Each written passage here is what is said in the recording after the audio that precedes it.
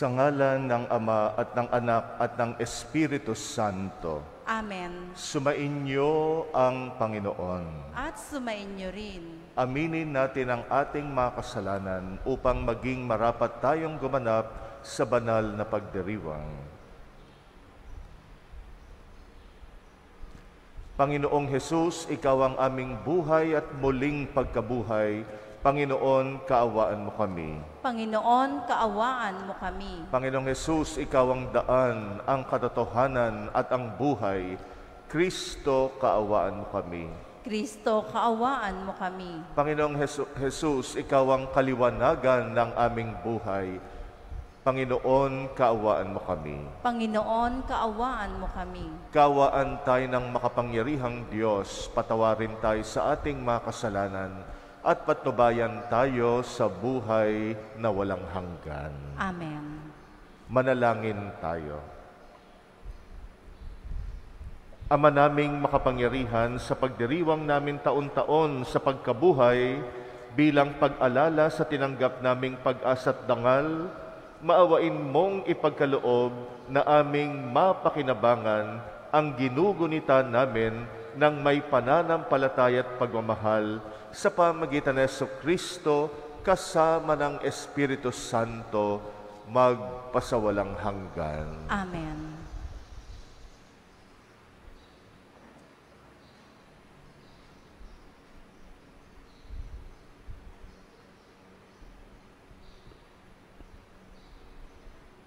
Pagbasa mula sa mga gawa ng mga apostol. Noong mga araw na iyon, inggit na inggit ang pinakapunong saserdote at ang mga kasamahan niya, nakaanib ng sekta ng mga Saduseo. Kaya't kumilos sila. Dinakip nila ang mga apostol at ibinilanggo. Ngunit kinagabihay binuksan ng anghel ng Panginoon ang bilangguan at inilabas ang mga apostol.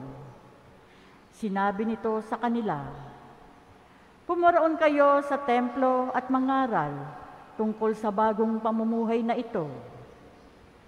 Sumunod naman ang mga apostol, kaya't nang magbubukang liwayway, pumasok sila sa templo at nagturo. Nang dumating ang pinakapunong saserdote at ang mga kasama niya, tinawag nila ang lahat ng matatanda ng Israel sa pulong ng buong Sanhedrin. Ipinakuha nila sa bilangguan ang mga apostol. Ngunit pagdating doon ng mga bantay, wala na ang mga iyon. Kaya't nagbalik sila sa Sanhedrin at ganito ang ulat. Nakita po namin na nakasusing mabuti ang bilangguan at nakatayo ang mga bantay. Ngunit nang buksan namin, wala kaming makitang tao sa loob. Nabahala ang mga punong saserdote at ang kapitan ng mga bantay sa templo nang marinig ito. At di nila maubos maisip kung ano ang nangyari sa mga apostol. Ngunit may dumating at nagbalita sa kanila, "Ang mga lalaking ikinulong ninyo ay naroon sa templo, nagtuturo sa mga tao." Kaya't ang kapitan ay pumunta sa templo, kasama ang kanyang mga tauhan. Isinama nila ang mga apostol, ngunit hindi gumamit ng dahas dahil sa pangambang sila'y batuhin ng mga tao. Ang salita ng Diyos. Salamat sa Diyos. Dukhay sa Diyos tumatawag ay kanyang inililigtas. Dukhang sa Diyos tumatawag ay kanyang inililigtas. Panginoon, aking laging pupurihin, sa pasasalamat di ako titigil. Aking pupurihin, kanyang magagawa, kayong naaapi, makinig, matuwa. Dukhang sa Diyos tumatawag ay kanyang inililigtas. Ang pagkadakila niya ay ihayag, at ang ngalan niya'y purihin ng lahat. Ang aking dalangin dininig ng Diyos, na wala sa akin ang lahat kung takot. Dukhang sa Diyos tumatawag ay kanyang inililigtas. Nagalak ang aping umaasa sa kanya, pagkat di nabigo ang pag-asa nila. Tumatawag sa Diyos ang walang pag-asa, sila'y iniligtas sa hirap at dusa. Dukhang sa Diyos tumatawag ay kanyang inililigtas. Anghel yaong bantay sa may takot sa Diyos, sa mga panganib sila'y kinupkop. Ang galing ng poon hanapin masikap, yaong nagtiwala sa kanya't inaligtas ay maituturing na taong mapalad. Dukhang sa Diyos tumatawag ay kanyang inililigtas.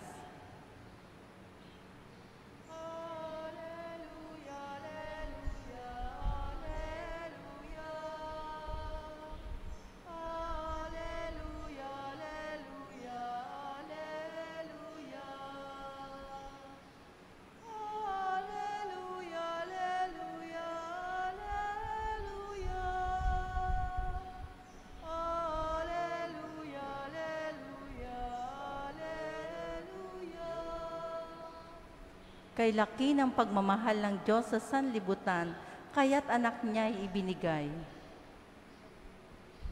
Alleluia, alleluia, alleluia. Alleluia, alleluia, alleluia. Alleluia, alleluia, alleluia. Alleluia, alleluia, alleluia. Sumainyo ang Panginoon. At sumainyo rin. Ang mabuting balita ng Panginoon ayon kay San Juan. Papuri sa iyo, Panginoon.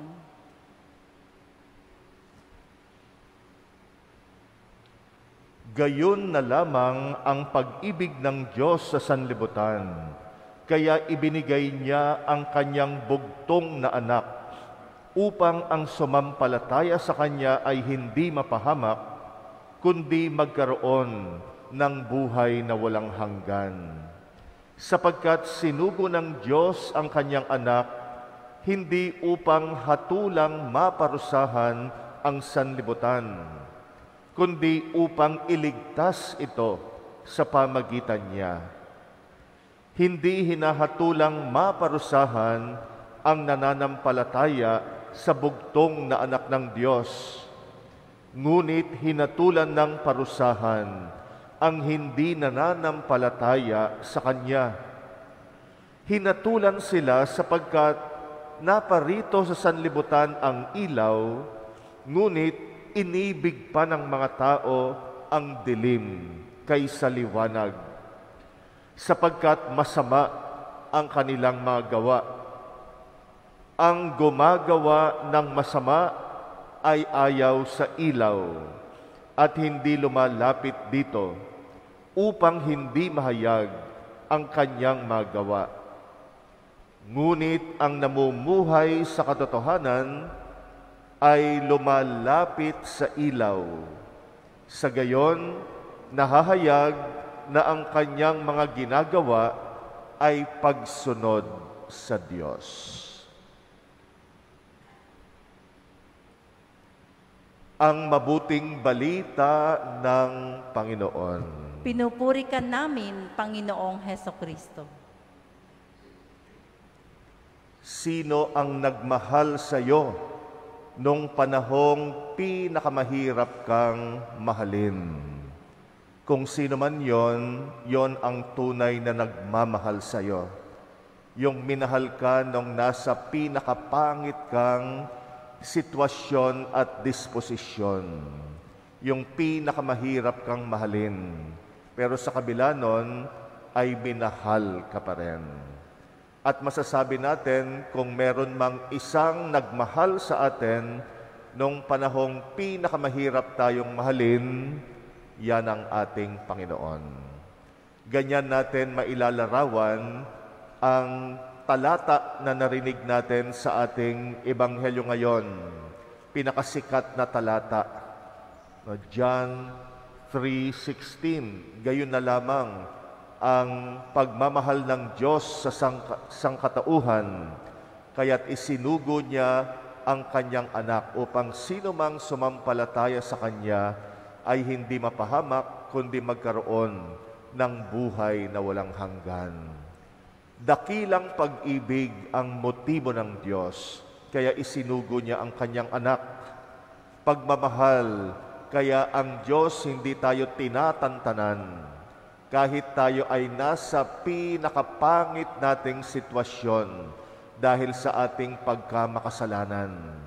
Hindi naging dahilan yung pagiging hindi natin karapat-dapat para tumigil siya sa kanyang pagmamahal sa atin.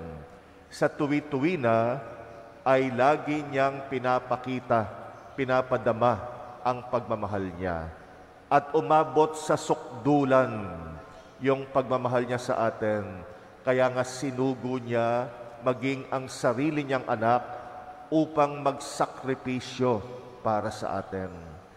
Kaya tuwing titingnan natin ang imahen ni Jesus na nakapako sa krus, yan ang pinakadakilang tanda ng pag-ibig sa iyo ng Diyos. At tuwing titingin tayo sa krus, ay makikita natin yung sarili natin na minahal ng Diyos, lalo na nung panahon na pinakamahirap kang mahalin. Yung iniwang ka na ng lahat dahil mahirap kang mahalin. Pero merong isa na hindi tayo iniwan, at yan ang ating Panginoon. Sa panahong ito ng pagkabuhay, muli natin itong pinagninilayan. At nawa gisingin natin yung sarili natin kung tayo ay naroon pa rin sa pinakapangit nating kalagayan.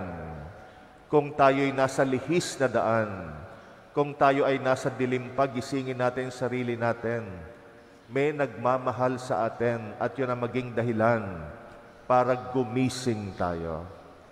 Yung pag-ibig ng Diyos laging nandyan. Ang problema tayo, inaalok na tayo ng kanyang pag-ibig at kaligtasan, ayaw pa rin natin. Kaya bagamat tayo ay minamahal ng Panginoon pero ayaw natin, sabi nga yung hindi sumasampalataya ay nahatulan. Nahatulan kasi siya mismo ay ayaw ng kaligtasan, ayaw ng pagmamahal ng Diyos, ayaw sa ilaw. Kaya ngayon ang pinakamalungkot sa Diyos na sa kabila ng kanyang dakilang pag-ibig, tayo yung umaayaw. At sana magising tayo sa pagmamahal ng Diyos sa atin. Maraming mga naligaw ang landas, kinailangan lang ng isang tao na tatanggap at magmamahal sa Kanya para magising siya. Maaring nangyari rin yan sa atin nung nasa pinakapangit tayong sitwasyon ng ating buhay, naliligaw tayo ng landas. Yung mga taong nagtiwala sa atin, tumanggap sa atin sa kabila ng ating pangit na kalagayan, yon ang nagbigay sa atin ng lakas at udyok para tayo ay magbago. Ganon ang inaasahan ng Panginoon. Kaya hindi siya tumitigil ng pagmamahal sa atin. Nagtitiwala siya na isang araw, magigising tayo. At sana magising tayo palagi. Lalo na sa mga panahong lumalayo tayo sa Kanya, na hindi niya tayo iniiwan. Mahal pa rin niya tayo sa kabila ng lahat. Kahit hindi tayo karapat-dapat. At yon ang gumising sa atin para tugunin at tanggapin natin ang dakilang pag-ibig ng Diyos. Tandaan natin, minahal tayo ng Diyos ng sobra. Kaya sinugo niya ang anak niya para mamatay para sa atin upang tayo ay hindi mapahamak kung hindi magkaroon ng buhay na walang hanggan.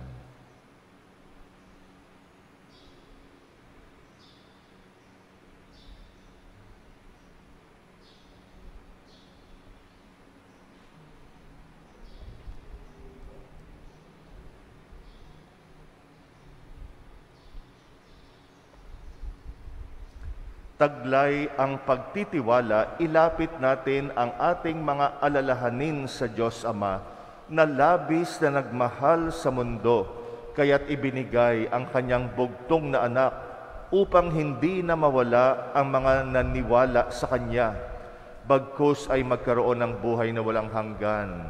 Ating itugon sa bawat kahilingan, sa ngalan ni Jesus, basbasan mo kami. Sa ngalan ni Jesus, basbasan mo kami. Ang simbahan naway laging maging buhay na tanda ng pag-ibig at habag ng Diyos sa mga panahon ng kadiliman at kawalan ng pag-asa. Manalangin tayo sa Panginoon. Sa ngalan ni Jesus, basbasan mo kami. Ang ating pamumuhay naway maipadama natin sa kapwa ang pag-ibig ng Diyos sa pamamagitan ng ating mga ginagawa. Manalangin tayo sa Panginoon. Sa ngalan ni Jesus, basbasan mo kami. Ang pag-ibig ng Diyos naway maghatid ng kapayapaan sa ating mga puso at pagkakasundo ng lahat. Manalangin tayo sa Panginoon. Sa ngalan ni Jesus, basbasan mo kami. Ang mga may sakit at mga nagdurusa, naway makaunawa na mahal sila ng Diyos sa pamamagitan ng pangangalaga at pagkalinga ng kanilang pamilya at mga kaibigan. Manalangin tayo sa Panginoon. Sa ngalan ni Jesus, basbasan mo kami. Ang mga mahal natin sa buhay na namayapat, naway makabahagi sa kaluwalhati ng muling pagkabuhay. Manalangin tayo sa Panginoon. Sa ngalan ni Jesus, basbasan mo kami. Tahimik nating idalangin ang ating mga personal na kahilingan, muli nating alalahanin ang mga kapatid nating patuloy nating pinagdarasal, lalo na yung mga humihiling ng ating panalangin. Ipagdasal natin ang intensyon ng mga kapatid nating nagpapamisa sa ating pagdiriwang ngayon.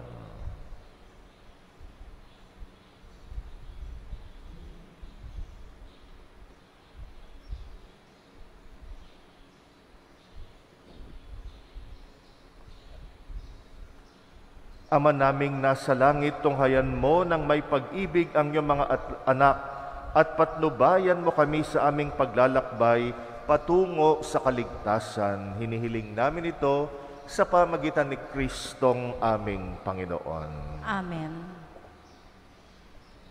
Blessed are you, Lord God of all creation.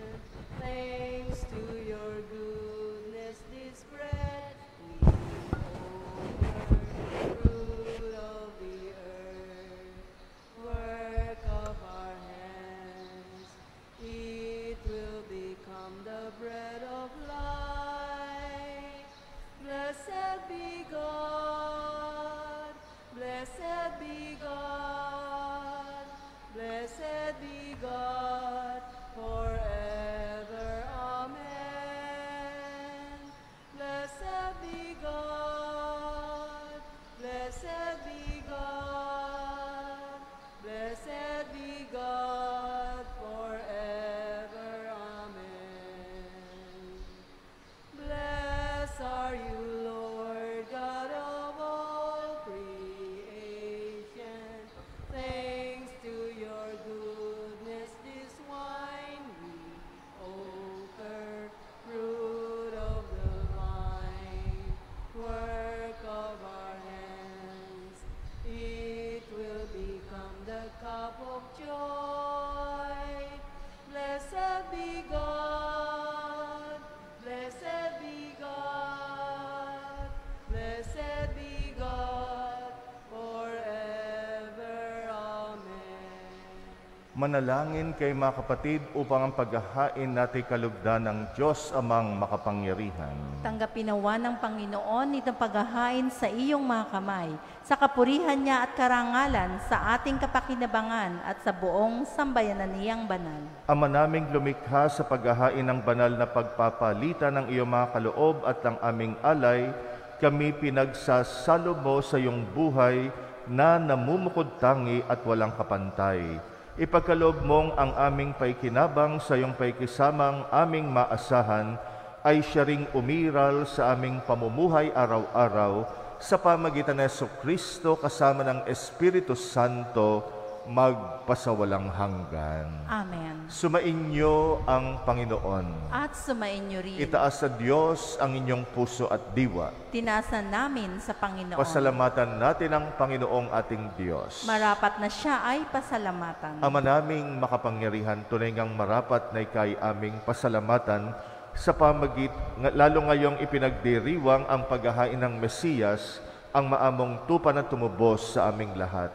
Sa paghahain ng sariling buhay at sa pagkabuhay ng anak mong mahal, na buksang ganap ang iyong tahanan at kaming pinaghaharian mo ay naging kasambahay. Sa pagkamatay niya sa krus, nalupig ang kamatayan. Sa kanyang pagkabuhay, naging buhay siya ng tanan.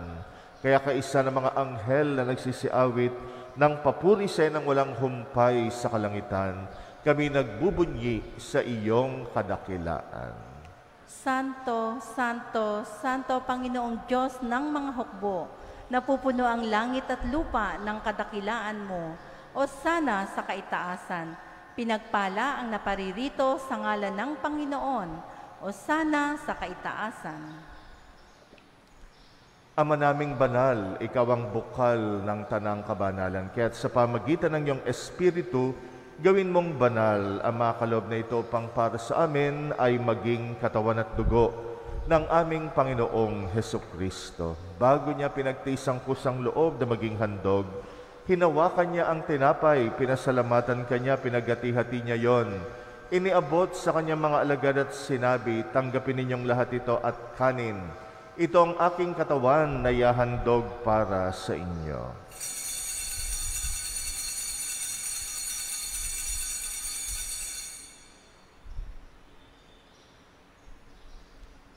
Gayun din naman nung matapos ang hapunan, hinawakan niya ang kalis, muli kanyang pinasalamatan.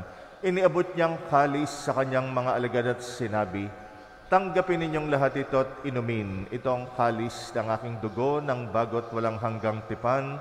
Ang aking dugo na ibubuhos para sa inyo at para sa lahat.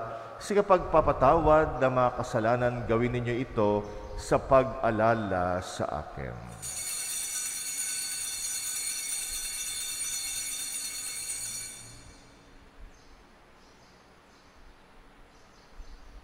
Ang misteryo ng pananampalataya.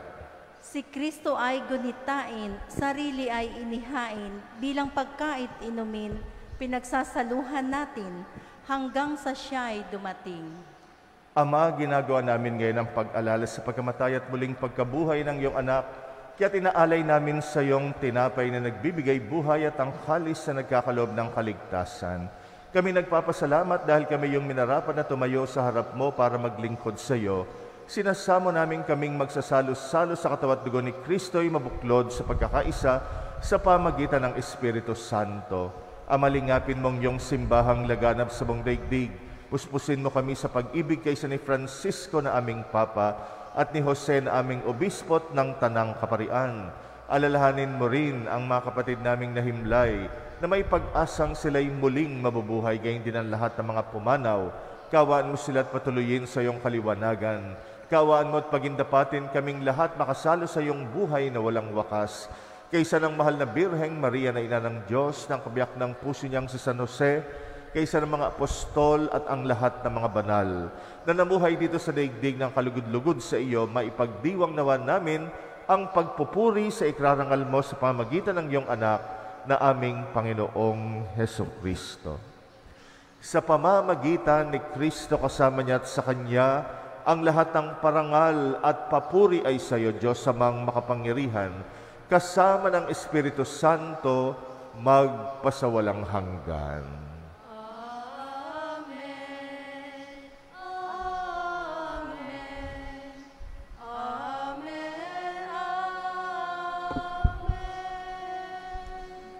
Sa tagubilin ng mga nakagagaling na utos sa turo ni Jesus na Panginoon natin at Diyos, ipahayag natin ng lakas loob. Ama namin, sumasalangit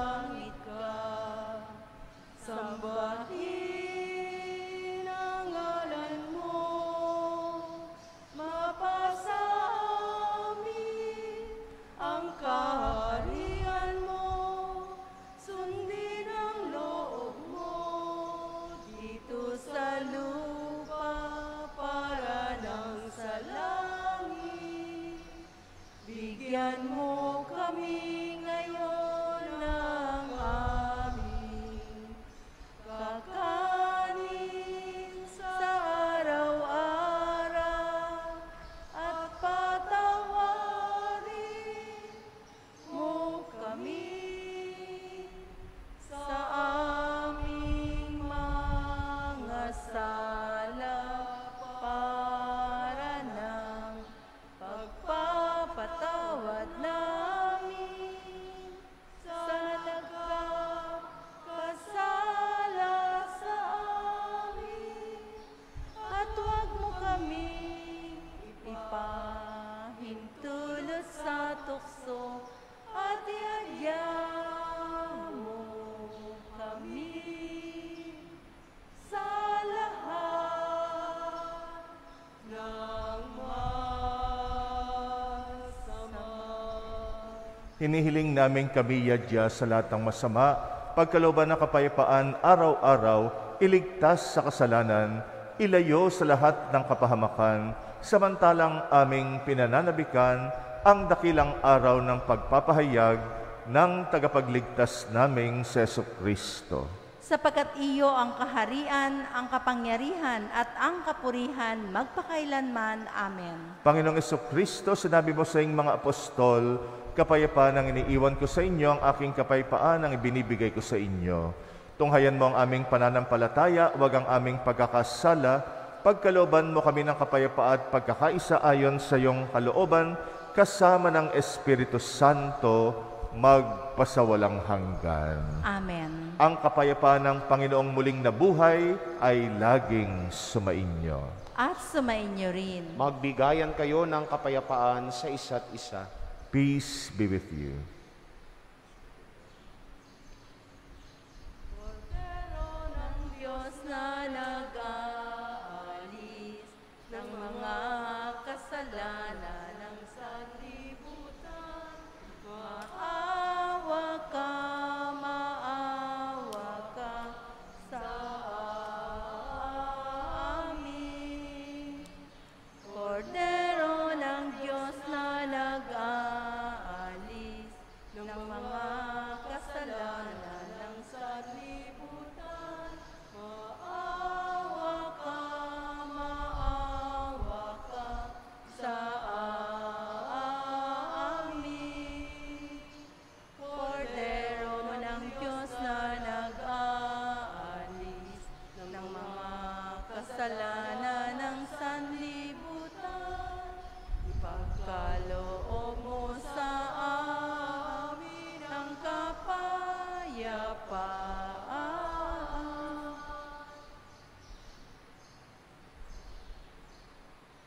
Narito ang kordero ng Diyos na nag-aalis ng mga kasalanan ng sanlibutan. Mapalad ang mga inaanyayahan sa kanyang piging. Panginoon, hindi ako karapat-dapat na magpatuloy sa iyo, ngunit sa isang salita mo lamang ay gagaling na ako.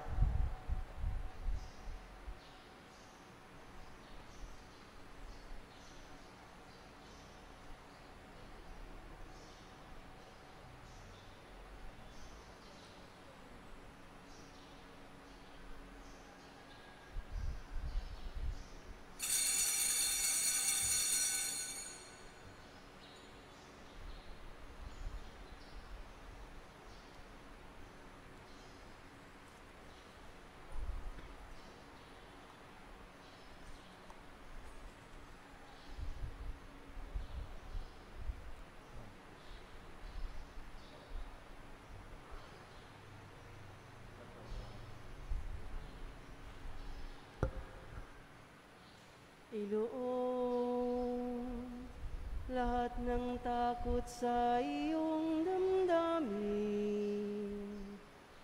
Ang pangalan niya'y lagi nang tawagin, at siya'y nakikinig sa bawat hinaing. Magmasid at mamulat sa kanyang kapangyarihan. Nabatid mo ba na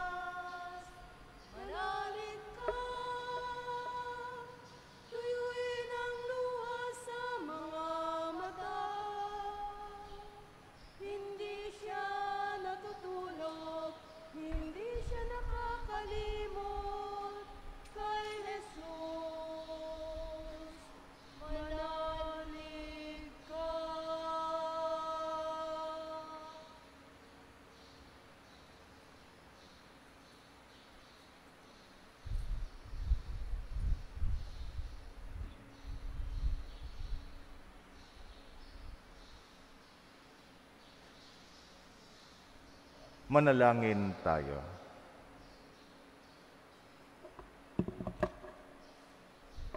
Ama naming mapagmahal, manatili kang kapiling ng iyong sambayanan na ngayoy pinapakinabang mo sa iyong sariling buhay at gawin mong kami pasulong na makahakbang mula sa dati naming pagkamakasalanan patungo sa pagbabagong nagdudulot ng iyong kabutihan sa pamagitan ng Jesucristo kasama ng Espiritu Santo magpasawalang hanggan. Amen. Sumainyo ang Panginoon. At sumainyo rin. At pagpalain kayo ng makapangyarihang Diyos, Ama at Anak at Espiritu Santo. Amen. Humayo kayong taglay ang kapayapaan ni Kristo. Salamat sa Diyos. Mayro't ihayag, purihin siya, at ating ibunyag, awitan siya. Pagliligtas ng Diyos na sa krus ni Jesus, na siyang sa mundo'y tumubos. Langit at lupa'y siya'y papurihan, araw